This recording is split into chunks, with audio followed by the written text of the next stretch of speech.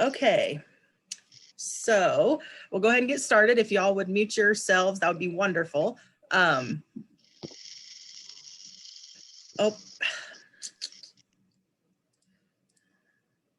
Rachel. Okay.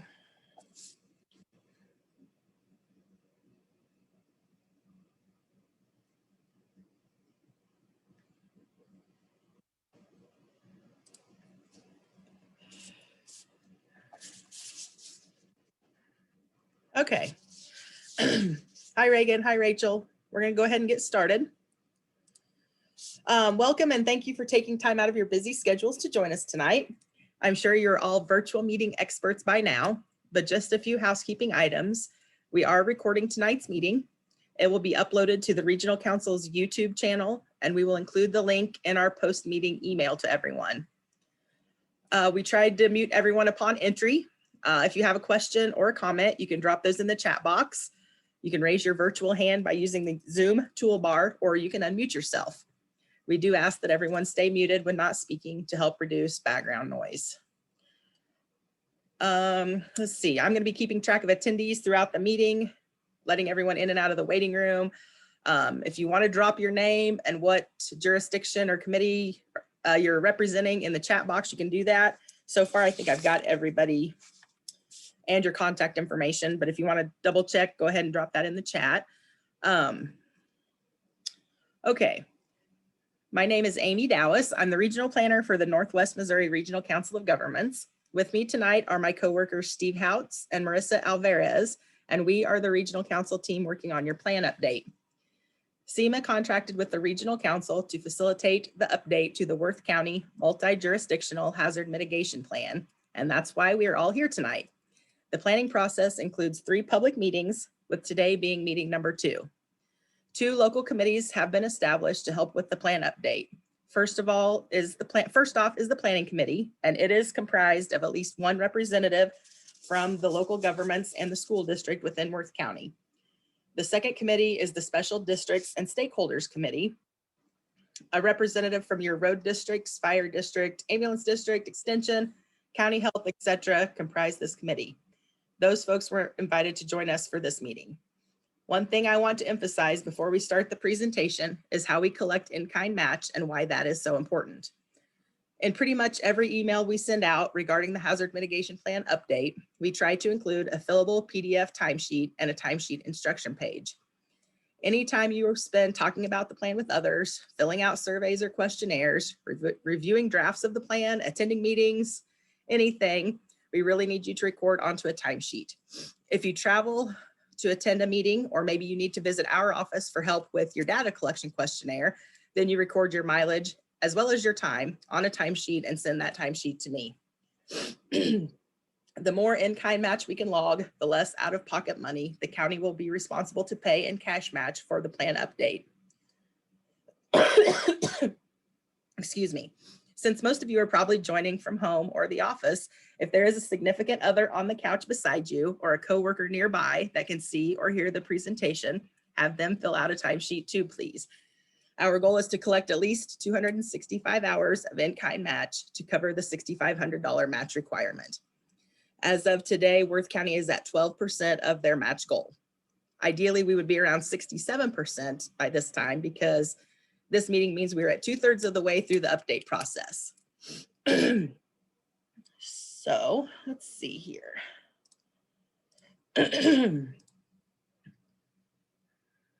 I was going to go over the timesheet real quick.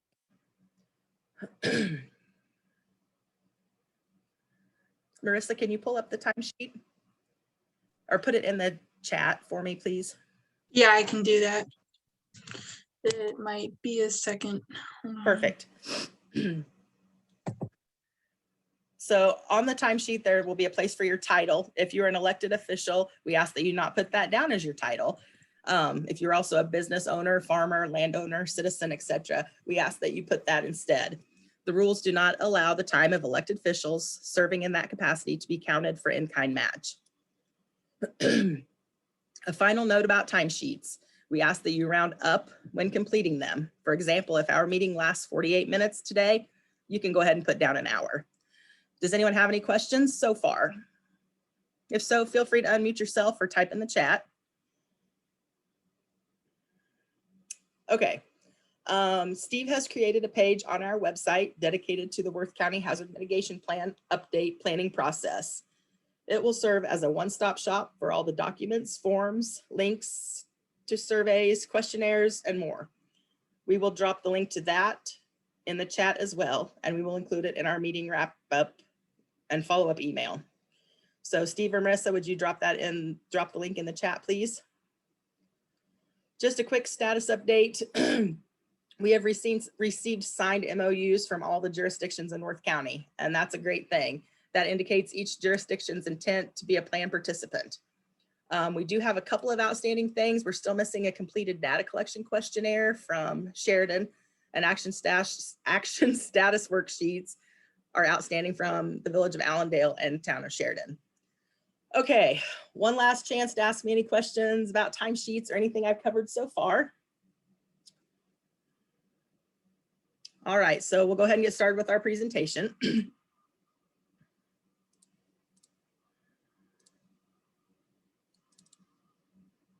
Marissa, do I have the right screen going? You do not. You need to click on the presenter view. There you go.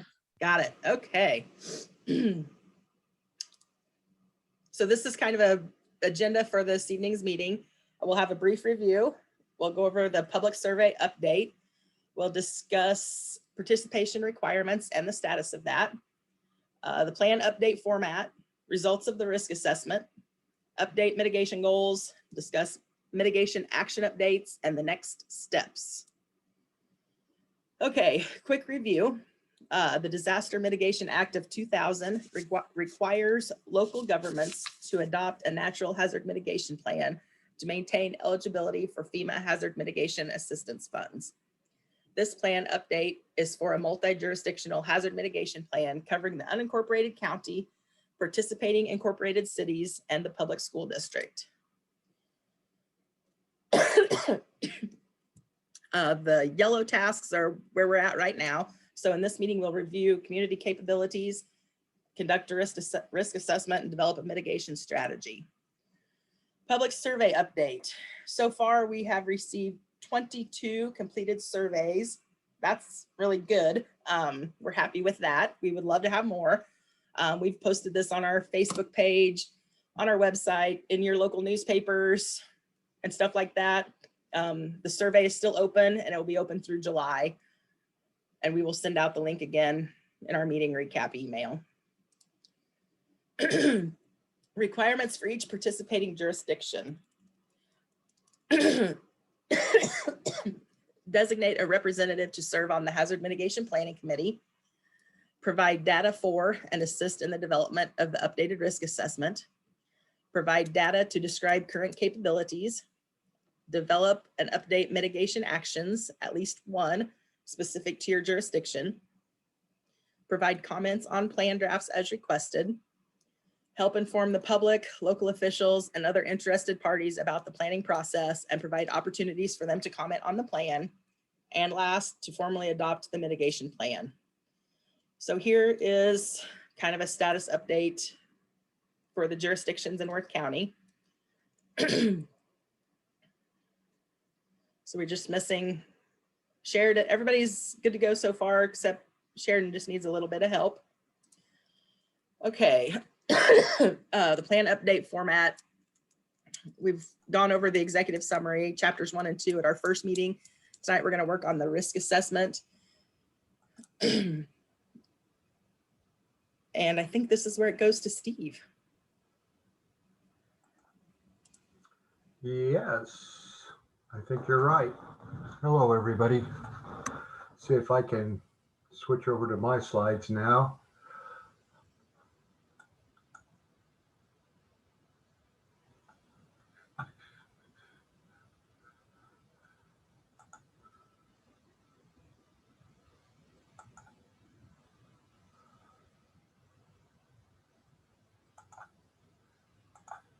Okay, are you seeing what you ought to be seeing, people? You're not. You'll No, have I'm to share the not. screen. I'm not even showing the screen, huh? You are not. Sorry. Well, we'll shall try again.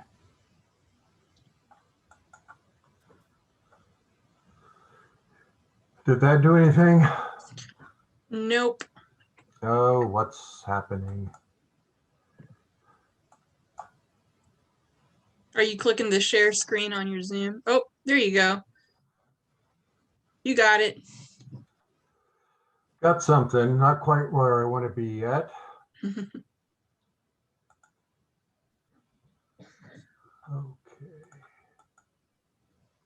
There we go.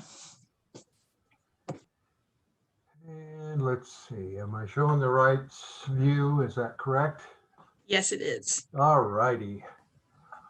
Well, sorry for that little delay. Um, so as Amy told you, well, we've got the draft up on our website, and that's a document that we would like you to go and look over and tell us what needs to be added to it or anything that you see wrong there, and let us know about it. I'm going to go over the highlights of that tonight to try to help you inform you on how you can go about writing some actions to minimize the risks that face Worth County. Um, Amy set me up here to, putting two of these on one night, two different counties, and going back and forth. If I say the wrong county tonight, I'm sorry. I just have to remember I'm in God's country, right? So we should be good, right?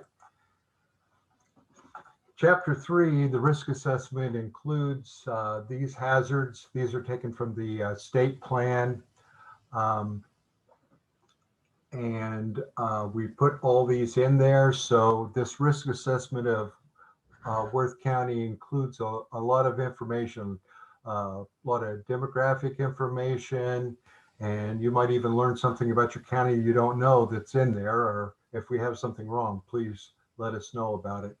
But all these things are in there. One of the important things to pay attention to is the problem statement to help you figure out what's the best way to mitigate the risk.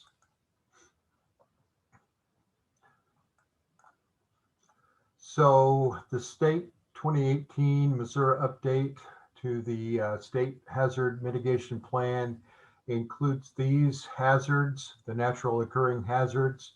The one that we are eliminating from this update is the sinkholes, land subsidence hazard, as that is not a risk for Worth County unless we hear otherwise from you guys.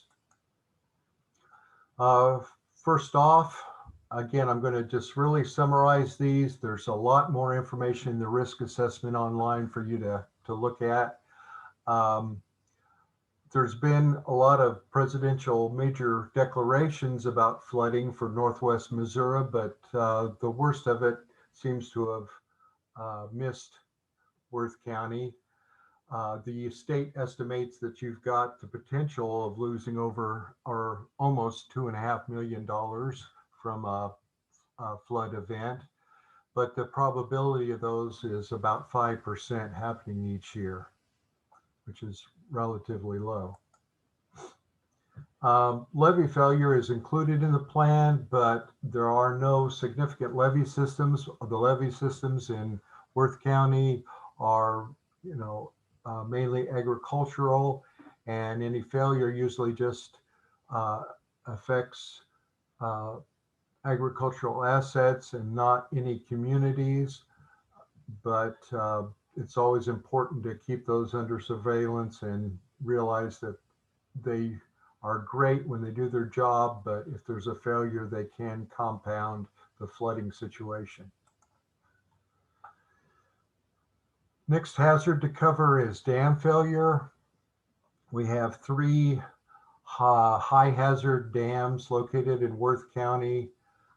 Those are shown here on your screen now.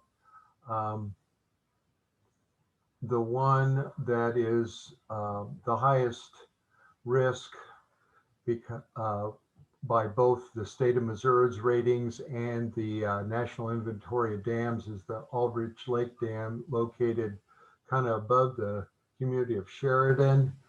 And that one is, right there close. And so that one should be considered as you look at possibilities of failures, that we want to make sure that that one is inspected and so forth. I have the last inspection date 1980 here, but I think that might be, I think there was an inspection since then, hopefully. Earthquakes, low risk for Worth County. The state did a worst case scenario, and estimated that there could be $715,000 worth of damage in Worth County if the craziest thing ever happened with earthquakes. But we're looking at really a less than a 1% chance of anything happening, and usually we expect that to be of a minor consequence. Drought is a pretty common occurrence, from 28 to 55%, looking at how severe of a drought you want to talk about. Fortunately, crop insurance covers a lot of the damages to the agricultural assets, as long as the farmers are participating in that program. The other concerns, of course, is to worry about water supplies to communities. Need to make sure that you have your mutual agreement in place between communities, and look at making your water systems interconnected so that you can help each other out if one community is needing water and another one has more than enough to share. We'll go on to extreme temperatures. This used to just be excessive heat, or heat wave, I think was the actual name for this hazard. The oldest and the youngest in the population are the most at risk from these extreme temperatures. 25% of the population of Worth County is 65 and over, which is considered part of that risk. To combat this, need to make sure that you have established and have plans set up for your jurisdictions to have cooling or warming, depending on the situation centers, and that you have generator backup for those in case you do lose electricity.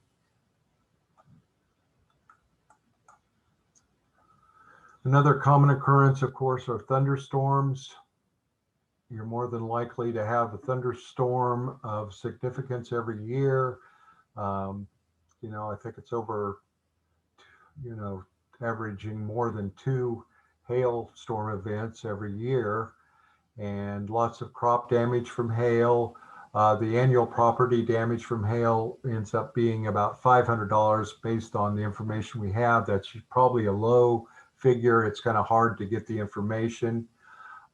Things to consider as you mitigate this hazard are advanced warning systems and some kind of access for storm shelter for those that don't have it in their residence. Severe winter weather, an average of 2 events a year for this hazard. Usually an estimate of about $13,000 in property damage, usually from ice storms that occur or heavy snows. Things to consider are the power losses that can be associated with ice storms, and then the result of that can lead to water supply problems, with either not having the power to pump the water or not having to have the heat and pipes freezing and so forth. So those are things to consider in this plan. Tornadoes. The tornado damage has been fortunately not too extreme for Worth County. There have been some storms. We have to consider the increased risk of mobile homes, and you have over 8% of your residents living in mobile homes. Jurisdictions might consider using the hazard mitigation funding program funding for tornado safe rooms. If you're thinking about making new restrooms at a park or something, you might think about putting in seeing if you could work with FEMA or something to make that a safe room as well, so people that get caught out in public places would have a place to go in case of a storm, and also worry about those that live in mobile homes again for that hazard. Our last hazard that I need to talk about tonight is wildfire. We're not California, but we do have grass fires burning over 600 acres a year. And things to worry about for that are well-equipped fire departments or volunteer fire departments that are equipped to handle these. Of course, these can be worse in drought situations, and so you need to have the advance warning if there's something like that that would occur.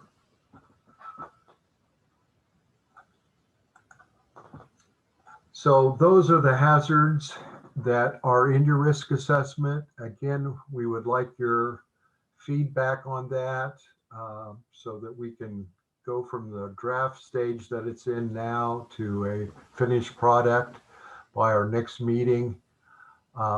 We've got the link there again, and I know Marissa put it in the chat box or the chat area, so you could copy and paste that onto your computer or whatever, so you can get there as quickly as or as easily as you can.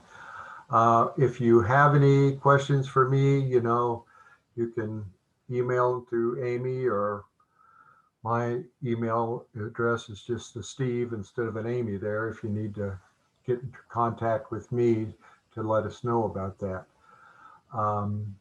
Again, if you have any questions, put them in the chat or unmute yourself and ask away, or again, send us an email. All right. Let me share my screen now.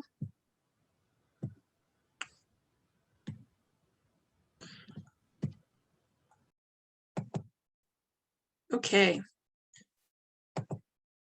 Are we seeing it? Steve or Amy? I will just For some assume. reason, there we go. Yeah, there we go. You're good. Okay, cool. So after the kickoff meeting, we sent out data questionnaires to different jurisdictions. On the last few pages of those questionnaires, there is a mitigation action item assessment table. These actions are specific measures we take to reduce loss within your jurisdiction in the event of a hazard. We'll talk more about this later, but it is a key part in evaluating the progress since the last plan update. So this is where we'll get into updating those actions and our goals. So before we can get into the assessment of these action items and all that, we need to understand the difference between goals and actions. So goals are used to describe what you want to accomplish with the hazard mitigation plan. And on the other hand, actions are specific activities you will do to accomplish these goals. So here's an example. In your hazard mitigation plan, your first goal is to protect the lives, property, and livelihoods of all citizens. And then underneath that, you have a sub goal that says you would like to increase knowledge of natural hazards among the general public in the present and the future. Those are your goals, and your action that goes along with these goals are it's action 1.3.2, which states that you would like to provide emergency preparedness information and resources related to all natural disasters to the public through activities such as education and outreach programs, coordinating with community partners. So as you can see, this action goes along with both your goal and your sub goal. And so this is what we are trying to do with our actions. So all of them should relate back to a goal and a sub goal. And I should mention, if Amy sent out an Excel sheet, and it has all of your actions on there, as well as what goal and sub goal it relates to. If you're curious and you'd like to see that, I've organized all of that for everyone. So now we will discuss updating the hazard mitigation plan goals. So there are 4 common categories used when designing goals for your plan. The actions that can fit under these goals include educating the public on hazards and how they can protect themselves. So this can be through handouts, through presentations, through public discussion, and so on. Cool. Okay. Another way is you can implement policies and plans, ordinances, trainings, etc. That will help you reduce loss when a hazard hits. And then another one would be possibly updating critical facilities or creating emergency plans for essential facilities, and etc. So there's a lot of actions you can do with these common categories. Oh, hold on, I need to get out of here. Maybe. Hold on. It will not let me go forward. I'm going to have to stop sharing for a second. I'll share again. Okay. There we go. Okay, so here are these are the 4 goals from the 2018 Missouri State Hazard Mitigation Plan. So as you can see, these goals fit under the categories from the previous slide. For example, goal 1, which states to implement mitigation actions that improve the protection of human life, health, and safety from the adverse effects of disasters. That goal can fit under the category of reducing risk and risk to life and property. Another example is goal 3 from the state plan, which states implement mitigation actions that improve the protection of public and private property from the adverse effects of disasters. And so that can fit under the category of protection of critical and essential facilities. So these are this is the format of the goals that we're hoping for or we're looking for. So these are our goals that you have, or these are your goals in your current plan. Goal 1 states to protect the lives, property, and livelihoods of all citizens in the present and future. And goal 2 states to ensure continued operation of government and emergency functions in a disaster for the present and future. So now is the time to look over these goals from the current plan and decide if you'd like to revise them or leave them as is. If you wish to alter these goals in any way, now is the time to do so. So please either unmute to speak or type in chat if you have any ideas of how you'd like to either improve these or if you'd like to just keep them as is.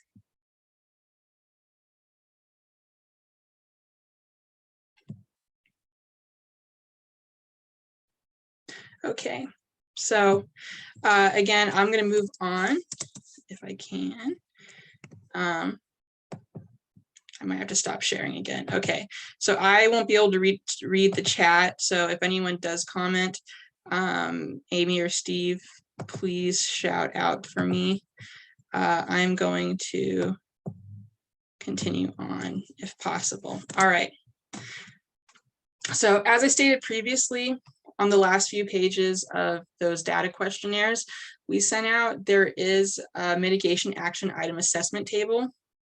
And that table is how we evaluate our mitigation actions and decide if we want to keep, modify, and remove the action from the plan. So this is this portion of the PowerPoint is where we'll be talking about that. Before I get into it, here's just a quick reminder.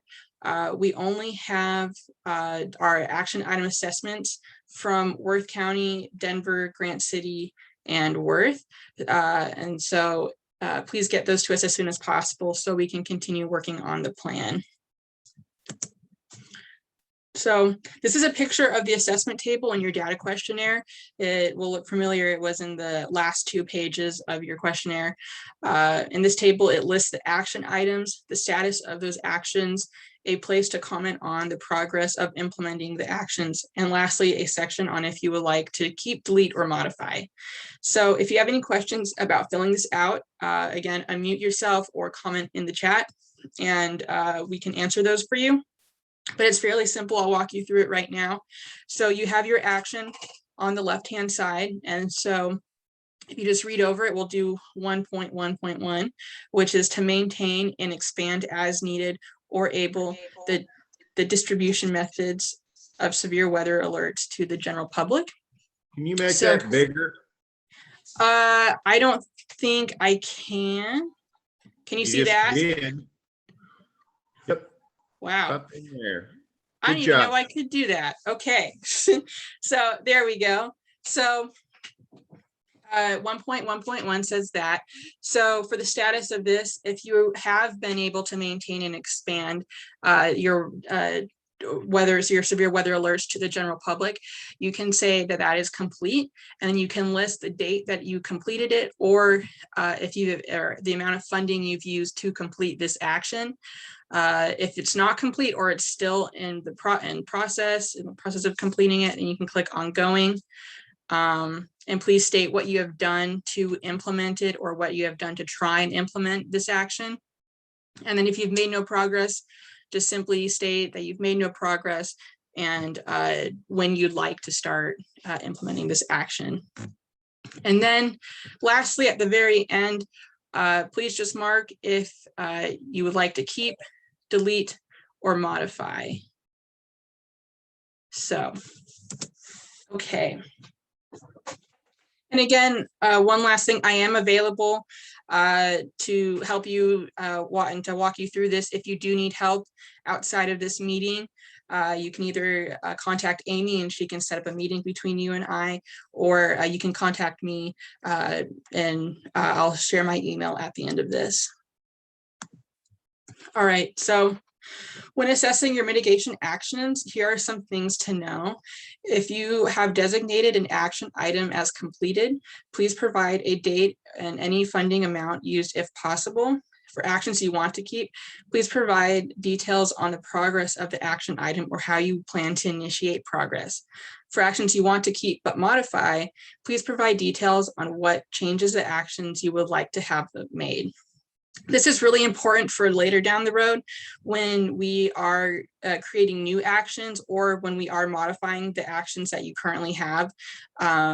It's harder to think about them on the spot, so writing them down while you're assessing them is really helpful. And then lastly, for actions you would like to delete, please provide a reason for the deletion, such as if it just doesn't apply to your jurisdiction or if it's already been completed and you don't want it there anymore. So we will now, skipping that. Please be mindful of whether the actions are response actions, meaning after a hazard event, or mitigation actions, which occur before an event. We want mitigation actions, not response ones, because this is a hazard mitigation plan, not a disaster response plan. So actions should be specific, measurable, achievable, relevant, and time-bound. If they are not, then they will need to be modified. FEMA has been real picky on this recently. The last plan we updated, they wanted us to modify most actions, and I can see that happening for this plan as well. So please return your assessments to us by June 25th. Again, most of you have already, we just have a few who need some extra help. Okay, so before we go on, this is an example of the action worksheet. If you have filled out the action item assessment, which is that table I showed previously, then some of the information you provided will already be on the worksheet. We plan to send this out this coming week. We will schedule a time to assist you in completing it if you need the help. Instructions will be provided, and areas that you need to fill out will be highlighted. This is just a preview. I wanted to show everyone what it looks like. As you can see down at the bottom, under progress report, I'll zoom in again. It states the action status and the report of the progress. And as you can see, that's stuff that you would have answered in your action item assessment. And again, you'll be seeing this, and I'll include instructions and highlight where you need to fill out. And I will be available to schedule meetings so we can work on it one-on-one if that's what you would like. I am more than happy to do so. All right. So after the third meeting, we will focus on creating new mitigation actions. For now, we are just working on assessing the actions we have. When looking over the risk assessment draft, think about what type of new mitigation actions you can implement to reduce loss. Again, this is really important as we will be going over we will be updating our actions in the next meeting. So just thinking about what new actions you want. Just if you have any ideas, just write them down or email them to us, and it'll really help us in the third meeting. As a reminder, each jurisdiction needs at least one mitigation action. If your community participates in the National Flood Insurance Program, then you must have an additional action that relates to reducing loss and damages from a flood. All right. Next is Amy, so I will stop sharing. Okay.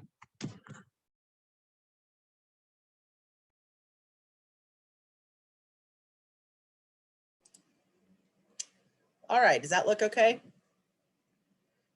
Yes, it does. Cool. You just never know each time you click on it if it's going to work right.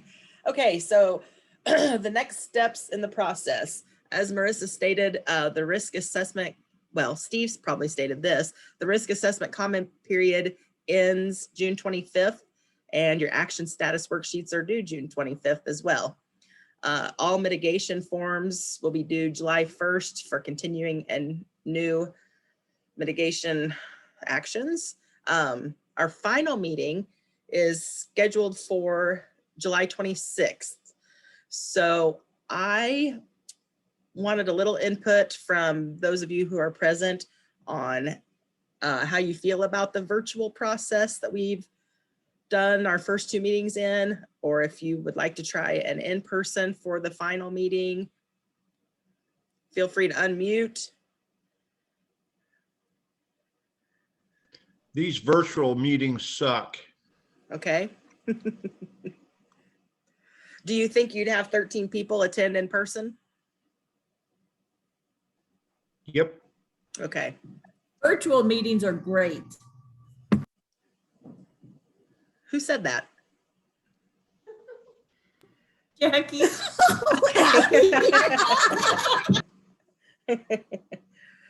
Okay.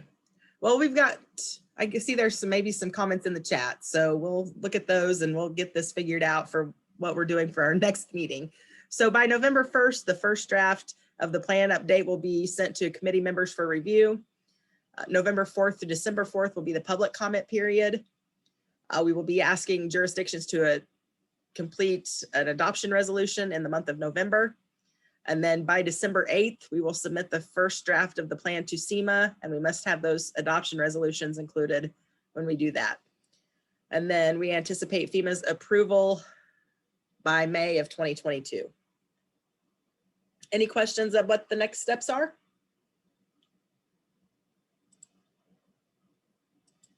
Okay, homework, because everybody loves a little homework. Fill out a timesheet for this meeting, please. Don't forget to complete your action status worksheets and get those back to us by the 25th of June. Complete all mitigation action forms for continuing and new by July 1st. And probably the most important, call or email us if you need help getting any of these things done. We are more than happy to help, but we can't help if we don't know that you need help. So last thing, I tried to pull this up before and failed. So here's what the timesheet should look like completed. Just a reminder, your volunteer title is not your elected official title, please. And always make sure it's signed. Heck, I can fill out the rest of it if at least you sign it. If you have any questions about the timesheet or anything, we would love for you to unmute and talk to us and let us know what's going on. We'll stick around here for probably 5 more minutes in case anybody has any questions, comments, anything. But that's the end of our presentation.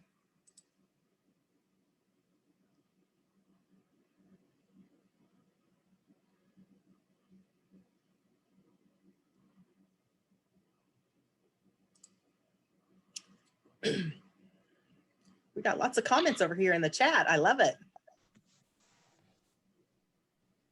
Okay. Reagan, you might be outvoted. That's fine. I like Zoom meetings too. Hmm? I like Zoom meetings too. So anybody have any questions? Anybody that's on here? Any questions about action items or risk assessments? Or Chris, we kind of threw you in the fire on this one. Your head's probably spinning. Yeah, it's good to be here though. Well, we're happy to have you here. So. Do you have our status updates? Yes. Okay. Yep. You guys are good on all your stuff. So. And I think Abby's going to get with Sheridan this week and try to help them out and get them up to date on their stuff. We talked earlier this afternoon. So. I've got a question about them dams that Steve was talking about. He had a few, were they just watershed dams? Yeah, you guys probably know more about those than I do. All my information just comes from these, lists that I look online. I know sometimes, I know there was one dam before that was supposed to be high risk, but, it had filled in with, sediment and so forth. So there wasn't really that much water behind it, even though it was still rated a high risk. I just go by what they put on there. That one at Sheridan, we had a comment that it was no longer part of the watershed, that it had reverted back to the owner or something like that. Is that true? Well, I don't know about that one.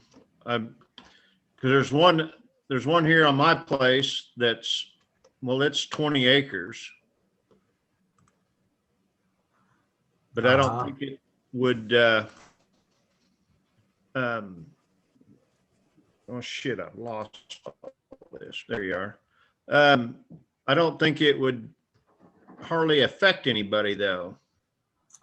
Right. Most of them are just, nothing below them that would affect anybody. And I don't know, do you have any idea how tall it is? They usually don't worry about them unless they're 35 feet or so. Okay, well, what's that? Okay. I mean, it's 20 acres, so. Mm-hmm.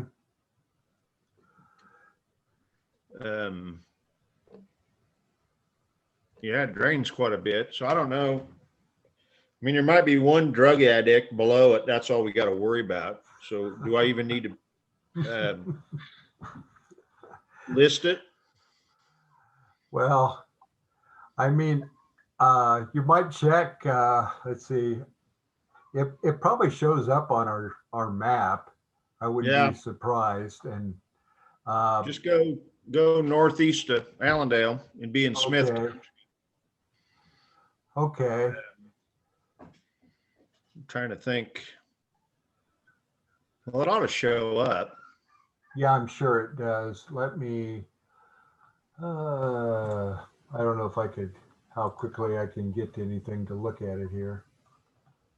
We're just burning time anyway, right? Adding hours. Well, right. There you go. So the dams, let me see.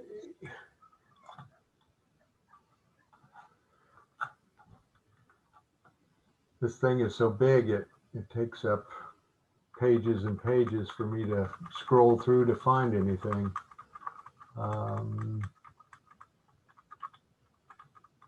Were you Google Earthing it?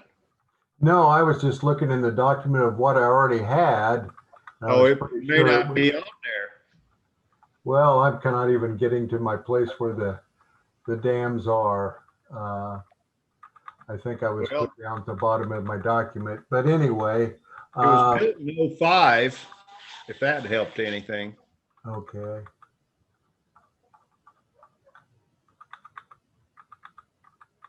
It's, But there needs to be people down below it to affect anything, don't there? right. So, is it at would be the southeast edge of Allendale? Or am I the Go right 4 direction? miles, go to the Harrison County line and probably about 2 miles north of Allendale as a crow would fly. But it's Okay. right next to the Harrison County line. Okay, I'm showing 2 up there, but I don't have, on what I'm looking at, I don't have the names of them or any of the information, but. Well, it's not named, just it'd Well, be on my they- plate. they put a number or something on them if they've got them identified. I can email you the information of what I have on it, if that would be. Well, I of mean, interest it to doesn't you. need to be, we don't need to worry about listing it if there's nobody below it. Nope, the only ones that Okay, we really forget I have to said anything address. then. Okay, good enough. Okay. Because I mean, it wouldn't, I guess unless it tore up roads or something like that. Would be the only thing.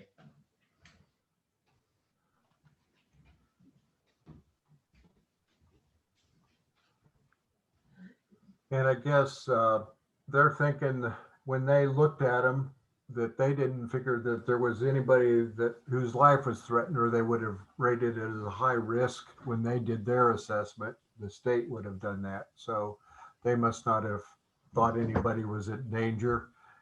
Well, if you're east of Lucy Miller Corner, you get treated like Amish anyway. Well,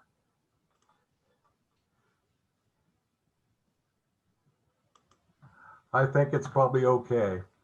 Good.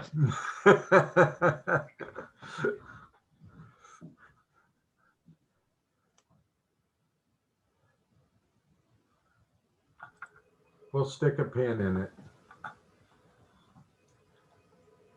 Okay, anybody have anything else?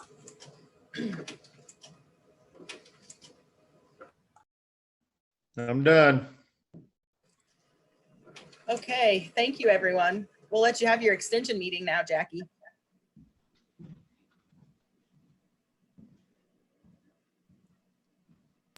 I'm working on getting unmuted. Thank you. See you later. Hey, thanks. But